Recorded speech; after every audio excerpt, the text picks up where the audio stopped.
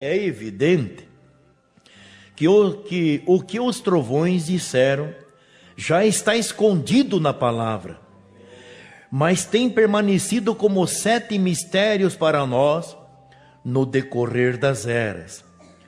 E é exatamente isso que tudo isto significa. Não é verdade que um profeta revela e aplica a palavra ao povo? Deste modo, virá um profeta mensageiro para revelar e concluir os mistérios da palavra. E visto ser a palavra que dá vida e poder e entendimento, esta revelação final trará os que creem e recebem a uma prontidão para se encontrarem com o Senhor. Que outra razão poderia haver? Deus é sempre utilitário em suas obras. Devemos agora nos satisfazer quanto às quais são os sinais de identificação de um profeta. Também temos de determinar, a partir da Escritura, que manifestação específica se requeriria que um profeta, a era de Laodiceia, tivesse. Para esclarecer a última premissa, simplesmente recorde que Moisés teve manifestação de vindicação diferente de Elias. Ambos foram profetas, mas em diferentes períodos da história. Assim, naturalmente, eles devem ter fenômenos de qualificação e diferenciação. Para examinar os sinais de identificação de um profeta, estas são mostradas irrevogavelmente em Deuteronômio 13, 1, 5 e Deuteronômio 18, 20 e 22. Quando o profeta ou sonhador de sonhos se levantar no meio de ti e te der um sinal ou prodígio, e suceder o tal sinal ou prodígio de que te houver falado, dizendo: vamos após outros deuses que não conhecestes e sirvamo-los, não ouvirás as palavras daquele profeta ou sonhador de sonhos, porquanto o Senhor vosso Deus vos prova, para saber se amais o Senhor vosso Deus com todo o vosso coração e com toda a vossa alma. Após o Senhor vosso Deus andareis, e a Ele temereis, e os seus mandamentos guardareis, e a sua voz ouvireis, e a Ele servireis, e a Ele vos achegareis. E aquele profeta ou sonhador de sonhos morrerá, pois falou rebeldia contra o Senhor vosso Deus, que vos tirou da terra do Egito e vos resgatou da casa da servidão, para vos apartar do caminho que vos ordenou o Senhor vosso Deus, para andardes nele. Assim tirarás o mal do meio de ti. Porém, o profeta que presumir soberbamente de falar alguma palavra em meu nome, que eu lhe não tenho mandado falar, ou que falar em nome de outros deuses, o tal profeta morrerá. E se disseres no teu coração: como conheceremos a palavra que o Senhor não falou? Quando o tal profeta falar em nome do Senhor, e tal palavra se não cumprir, nem suceder assim, esta é a palavra que o Senhor não falou. Com soberba falou o tal profeta. Não tenhais temor dele. É evidente por estes versículos que Deus colocou homens neste mundo com a habilidade de prever o futuro ou revelar coisas presentes, escondidas. Agora, é absolutamente impossível para qualquer homem saber o futuro com certeza, a não ser que ele esteja operando em um poder que possa fazer a predição acontecer. Também ninguém pode por si mesmo realizar atos de poder que se encontram fora do campo das possibilidades humanas, a não ser que esteja em contato com alguma força que faça o miraculoso para ele ao seu comando. Mas esta habilidade pode ser comum a dois grupos de homens, aqueles que são de Deus e aqueles que são de Satanás. Um bom exemplo disto encontra-se quando Moisés demonstrou um poder sobrenatural através da fé em Deus. E os mágicos do poder e os mágicos do Egito duplicaram os milagres por habilidade satânica. Não há dúvida de que poderíamos dizer que Deus tem seus profetas e Satanás tem os seus. Mas, por favor, note atentamente as escrituras apresentadas a você de Deuteronômio, capítulos 13 e 18. O profeta que é de Deus guiará e manterá os homens fiéis a Deus pela palavra de Deus. Mas o falso profeta desencaminhará os homens. Hoje nós ainda podemos aplicar o mesmo teste. O verdadeiro profeta será um homem da palavra e insistirá que todos os homens façam da palavra o critério. Ele guiará os homens a Cristo. Sua vida será exemplar em obediência à palavra e seus motivos puros. Ele não operará em milagres e predizendo em benefício de vantagem material, mas irá toda vez apontar homens e mulheres a Cristo e a um maior aprofundamento espiritual. Ele sempre exaltará o Senhor Jesus, e essa verdadeira e doce visão de Cristo que ele apresenta não será obscurecida por nenhuma ação do profeta. É assim, porque o espírito de profecia é verdadeiramente o espírito de Cristo. Uma boa ilustração do que está exposto aqui é visto na vida de dois homens.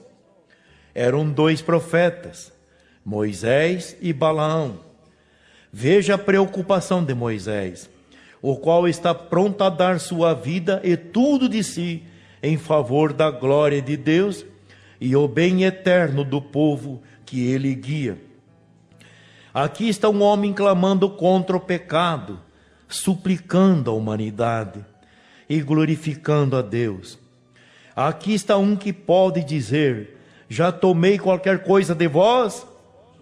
Já vos contei uma mentira? Quando profetizei, alguma vez deixou de acontecer?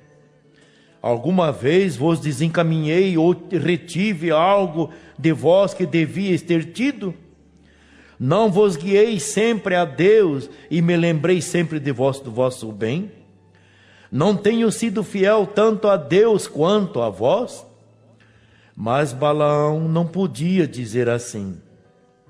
Em sua pressa para ganhar dinheiro adivinhando, ele quase quebrou a perna quando a jumenta a raspou severamente contra um muro de pedra.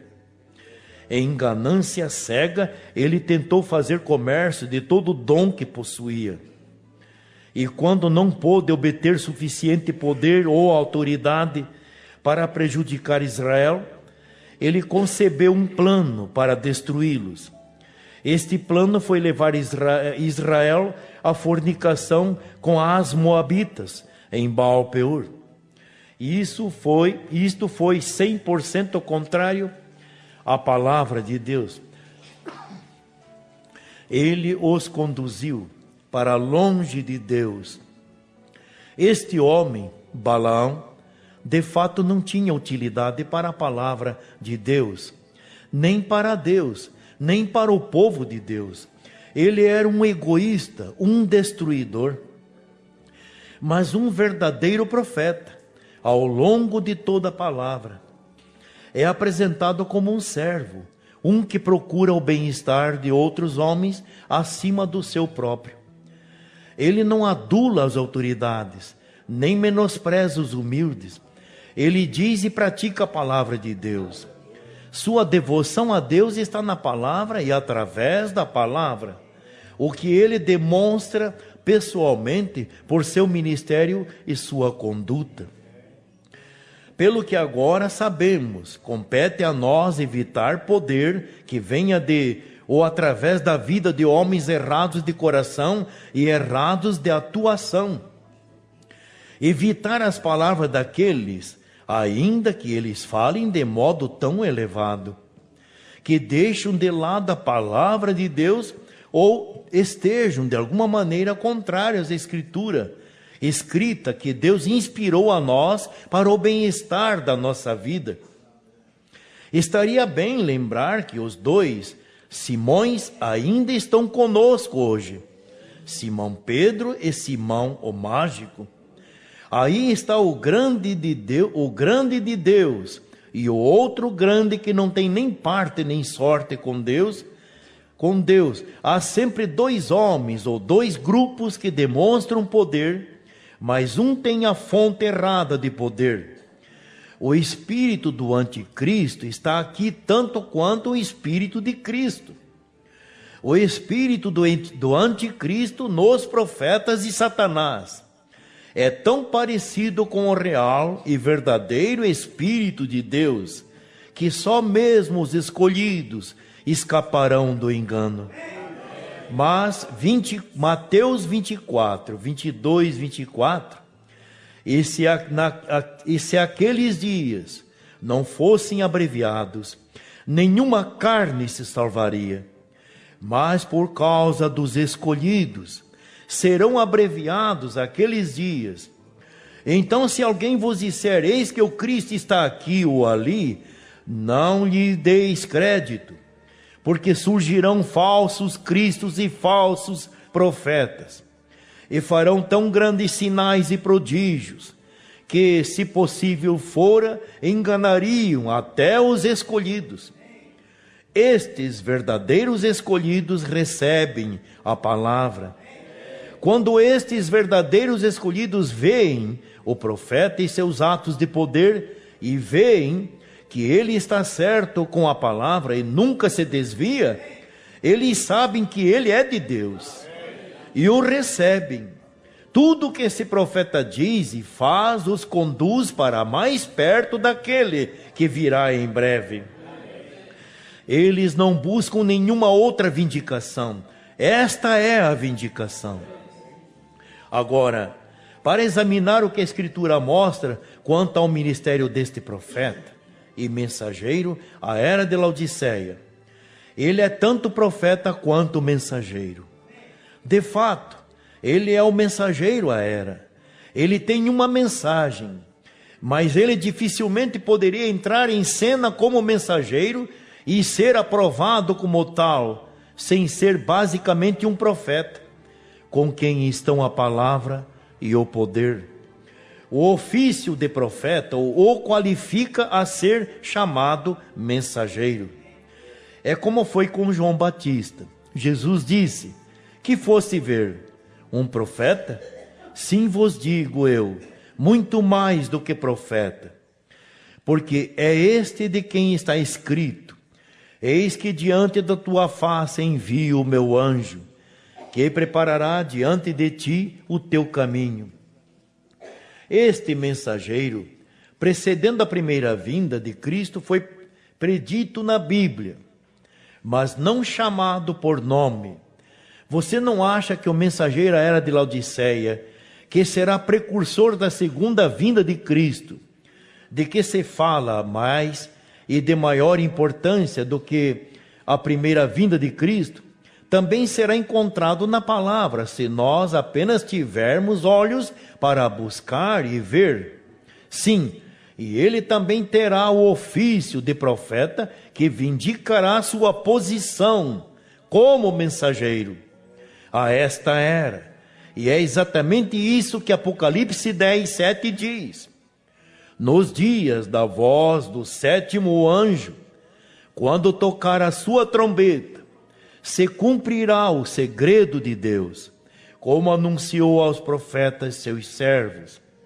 Em nenhuma outra era foi dito isto sobre seus mensageiros. Não há nenhuma indicação de qualquer outra era,